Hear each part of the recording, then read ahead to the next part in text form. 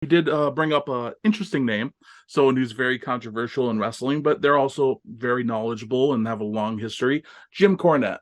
Now, you didn't get to work with him particularly long, but you did work with him for, was it just one? No, it was more than one taping, wasn't it? I think it was 2 seasons. I think we Two got seasons. 2 seasons. Okay. How was that? How were your interactions with him personally? And you don't necessarily have to talk about the exit, but just your time with him in the NWA. I have to say, as anybody who listens to one of his many podcasts or anything like that, you understand the encyclopedia that Jim Cornette is when it comes to professional wrestling. So knowledgeable. It's super undeniable. And then his amount of recall, I'm super jealous of. The things he's remembered and the experiences that he's had and the expertise that he's had and the different hats that he's worn in pro wrestling, I find so fascinating. And to me, in working with him, he was incredibly generous with his time. He was so fun to work with. He was cracking me up all the time. And even like when we weren't broadcasting, it was one of those things where he was always willing to get an email from me, give me advice, and do things like that. So,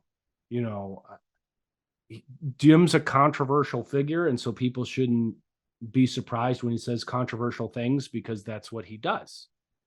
That is the entire essence of what he is.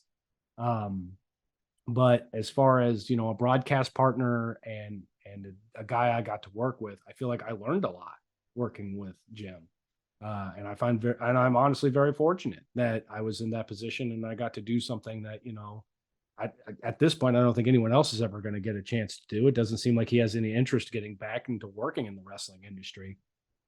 So to be a part of that, his big career, small part of as it was, I'm very fortunate of. And yeah, so I feel like I learned a lot from him, and I feel like a lot of people have. He's got 2 big podcasts that hundreds of thousands of listeners. I feel like everybody's learning something from Jim Cornette.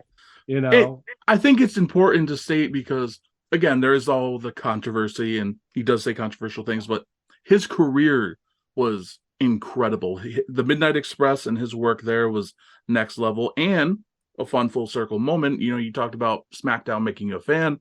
He was the color commentator on the first episode of SmackDown. So yeah. I mean, how crazy is that? I remember, that's another one of those things where I do remember that episode and laying down on the living room floor and watching that episode. And I just bring it up. That's very interesting that Jim Cornette was the color commentator. And then, fast forward, I'm ended up, sitting next to him calling wrestling. So, wow, what a world.